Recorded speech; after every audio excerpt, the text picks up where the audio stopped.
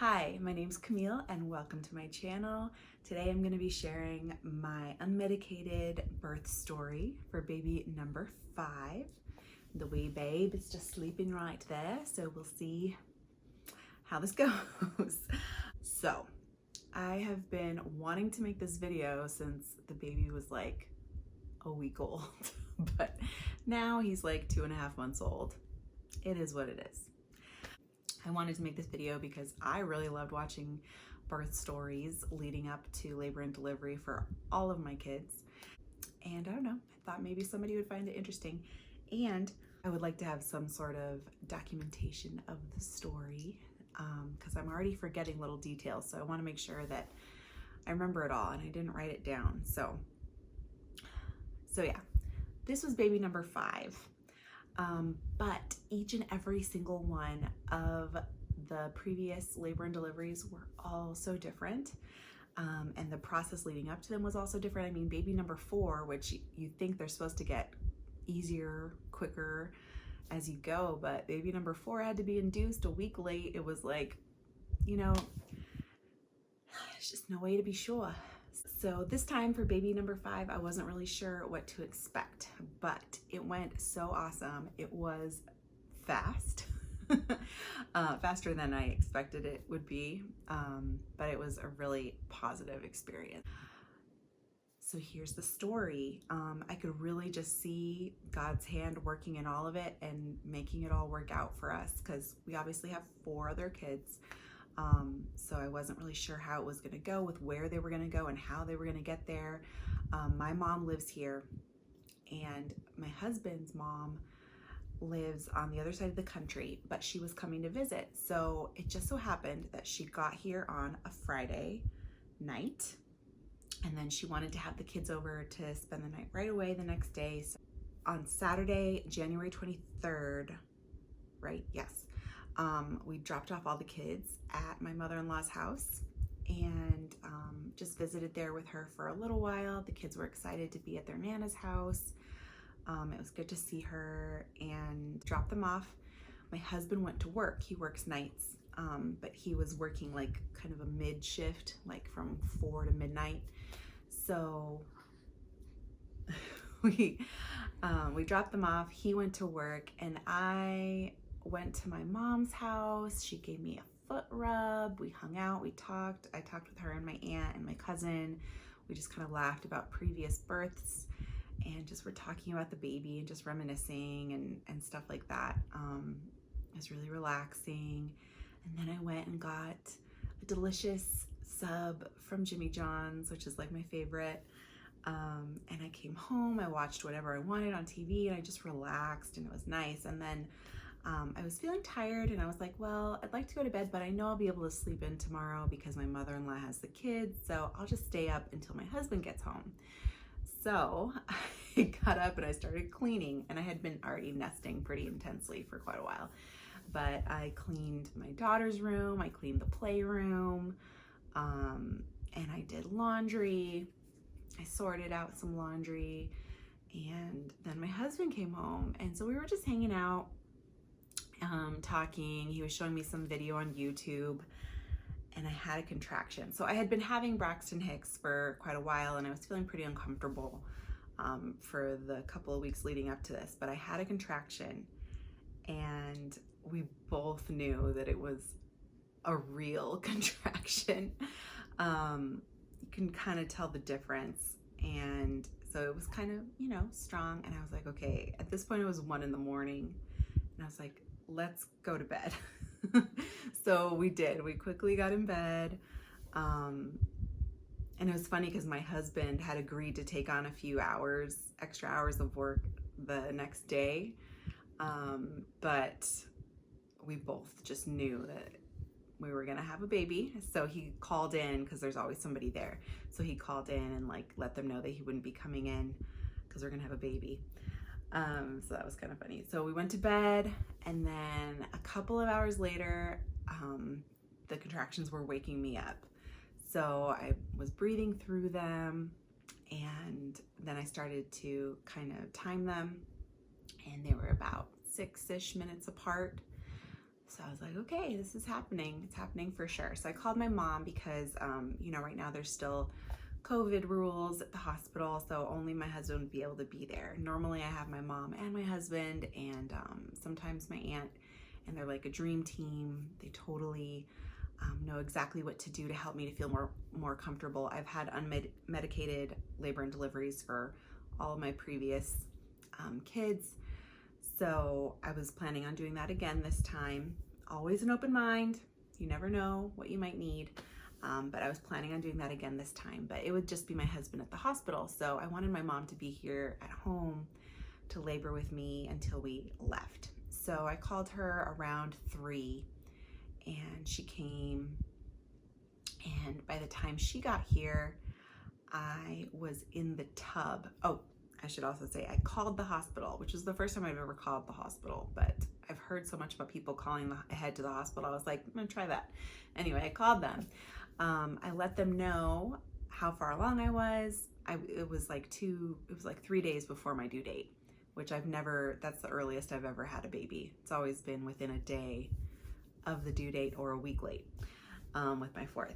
So I called, I let them know that I was GBS positive. So I was supposed to go there a few hours ahead of time to make sure I got a round of antibiotics for that. So I let them know all of that. I let them know how far apart my contractions were, that it was baby number 5 and all of that. And she was like, oh yeah, I would still say you should probably wait until they're about 5 minutes apart. And I was like, okay, cool. So I got in the tub. This was the first time I had ever labored in the tub, and it was so nice. I don't know what it is about being in the water, the warmth and maybe the pressure, I don't know, but it really helped me through those contractions. And if you're coming from my previous video about what I packed to go to the hospital, I also included some tips on laboring, on coping with contractions. So a couple of those tips were to have something to focus on.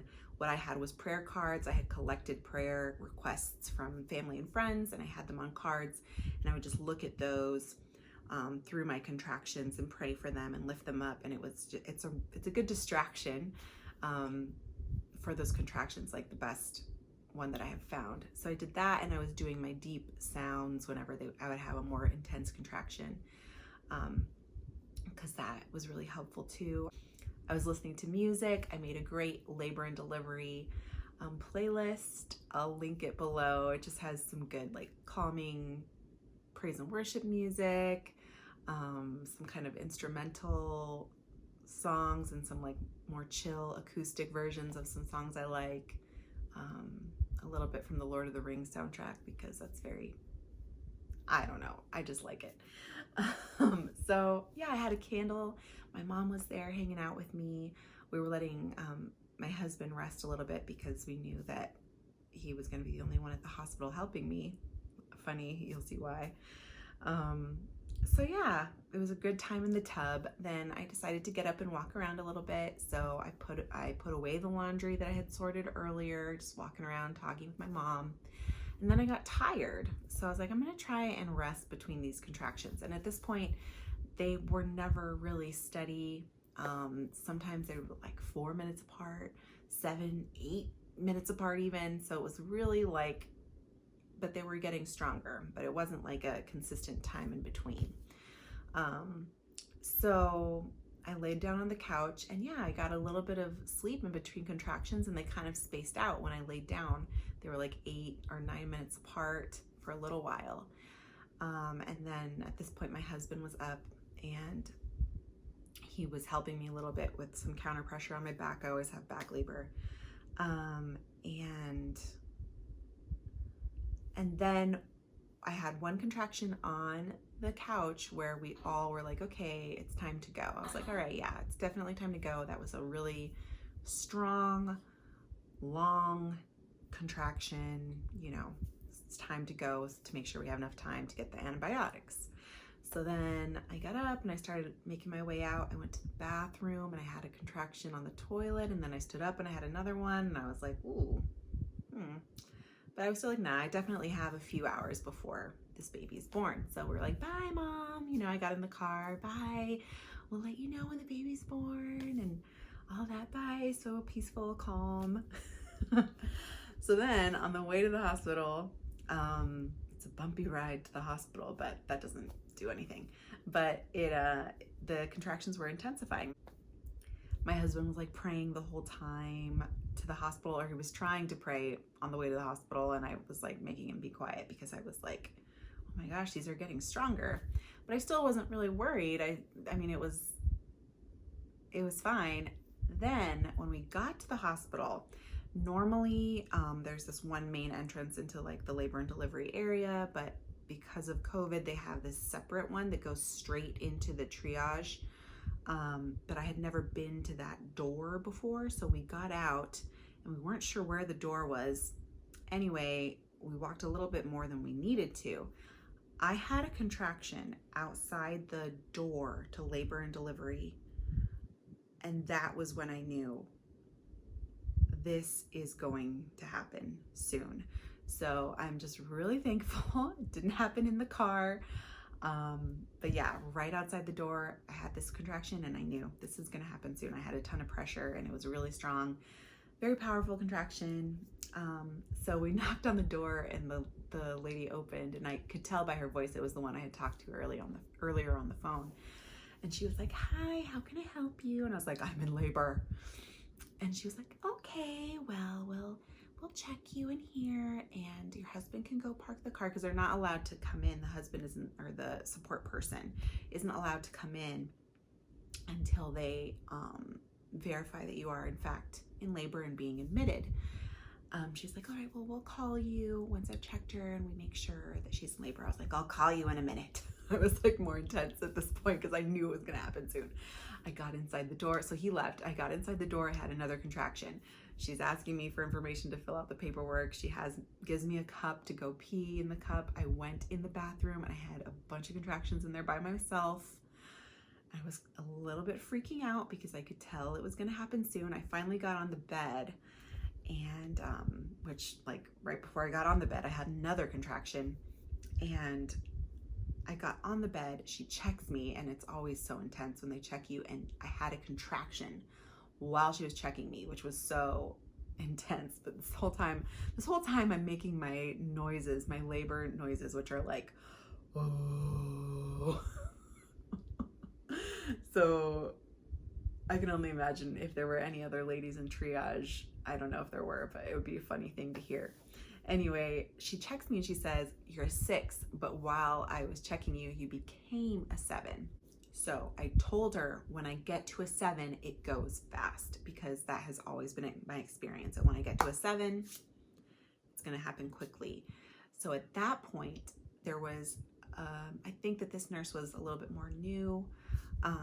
So there was a more experienced nurse that had been listening this whole time at the desk there in the triage area. And she came over and she was like, "You need to wheel her in there now, because she's gonna have this baby soon." Like, she could just tell. And she was like, "Oh, okay." So yeah, oh my gosh, sure enough, she started to roll me out and I had another contraction. I'm calling my husband, "Just come, just hurry up and come now." And I couldn't even talk to him. I just told him to come quickly, and I got off the phone, and she's rolling me there, and I'm having them, and I know it's getting stronger. The pressure is getting greater. And we get into this labor and delivery room. They had me hop over onto the actual bed in there. And right when I got onto that bed, my body started to push. So I've had this experience with a couple of my other kids where my body is just pushing and there's nothing I can do about it. And it is the craziest feeling. I don't think everyone experiences it, but it's like you cannot control it. And with those previous experiences, they had told me to stop pushing. One was because I hadn't completed dilating yet, and that can be dangerous because you can push when you're not fully dilated, and the cervix would get swollen, and then it'll delay everything and it'd be a whole problem. And then the second time was because the doctor wasn't there yet. And so it was really stressful to try to not push when your body is doing that. It was the most stressful experience. So I was having this sensation again where my body was pushing and I was losing my control because I was freaking out that it was happening so quickly, and I was imagining that I would have to try to not push. So I was scared. So I was, and it wasn't like calm at all this whole time. I'm like, at this point, I was starting to lose my control. I wasn't making my noises anymore. I was like screaming, and I was like, I can't stop. My body is pushing. I'm pushing. I can't stop. And the nurse, there were a couple of nurses there, and they were so amazing. I am so grateful to them. This one nurse, she just like got right in my face, and she was like, Camille, you don't have to stop. It's okay.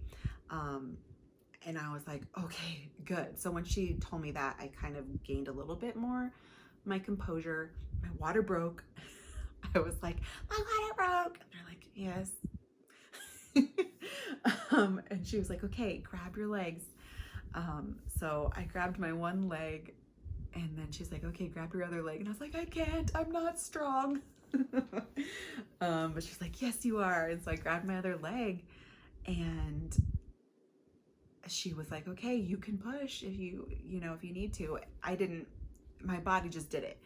My body pushed, and I felt, sort of the ring of fire. I felt the ring of fire, but my body just pushed right through it, and he was born. It was like in one or two of those pushes, and he was out. And it was just the nurses. The doctor was not there.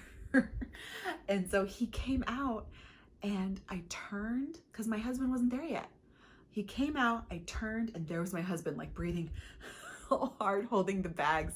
And we just looked at each other like, I can't believe that just happened. Oh, and I should say, so he's our fifth. We had 2 boys and 2 girls. So this was a surprise. We didn't find out the gender before the baby was born. So I was like, I looked at my husband, and I was breathing, and then I was like, what is it? And they're like, what do you mean? I was like, is it a boy or a girl? Oh, it's a boy. Because I guess, everybody finds out these days. So it was so amazing. I started crying, and I was just so happy. And it's amazing how right after they're born, the pain is gone, and you're just flooded with so much joy and just emotion. So I was crying and stuff, and my husband was like totally shocked. But it worked out because like he didn't have to become exhausted with pressing on my back and doing all the stuff that would help me through labor. Like it just happened, and it was so awesome. Those nurses were amazing. The one nurse, she was happy because she hadn't delivered a baby in a while, and so she was able to do that. And the doctor walked in like 1 minute after the baby was born. She was like, wow, sorry, I was just going to the bathroom. So all in all, from the time that I walked in the door of the hospital to the time the baby was born was 11 minutes. That is a precipitous labor.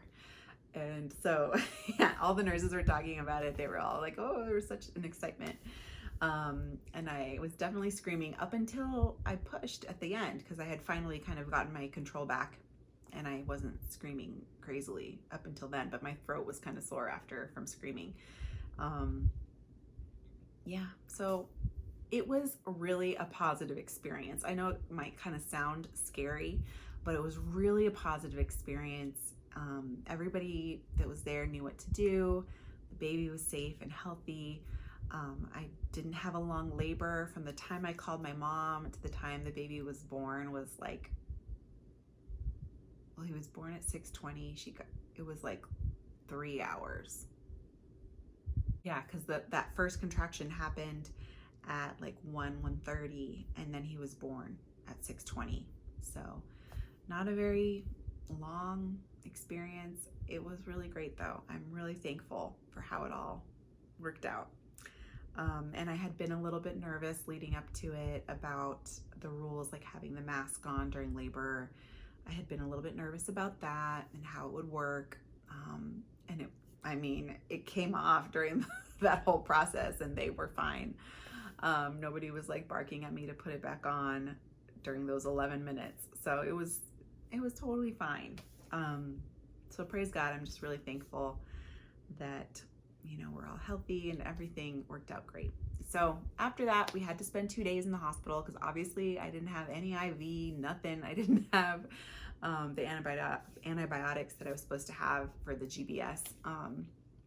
So we had to stay in the hospital for 2 days just to monitor the baby, make sure that nothing was wrong, and nothing was, of course. So it was kind of hard to be in there. At first, it was kind of nice that there were no visitors because I could just rest without having people coming in the whole time. But after like a half a day, it was kind of sad, kind of depressing. I was already having kind of those hormones and stuff that happen after you have a baby, and I was ready to see people and celebrate with people and visit and stuff. We definitely FaceTimed, but it's not the same. So Charlie and I were, ready to go home at the end of those 2 days. If you are coming from that video of what I packed in my hospital bag for baby number 5, I used all of it. So I'm glad that I slightly overpacked. I used everything because we were there for those full 2 days. In fact, it would have been nice to have, like, it sounds silly to say, but it would have been nice to have like a card game or a board game or something for us to do, because we were just kind of cooped up in that room. But it's been an awesome time. So I'm really trying to enjoy the baby phase. I have 4 other kids, so it's busy around here, and I'm a homeschooling mom too. So it's busy around here, but it's awesome. I'm loving it. The kids are adjusting pretty well, and the baby is great. Yeah, he's a pretty happy dude. His name is Francis Robert, after my grandfather and then my husband's grandfather. But we call him Frankie, and he's just a really sweet guy. So thanks for hanging out to the end of this video. I will put in some pictures after this so you can see the cute baby. Thank you so much for joining me for this video. I hope you'll hang around and subscribe. I just make videos about homeschooling and life with a bunch of kids and, everything in between. Have a great day, and I'll see you in the next one. Bye.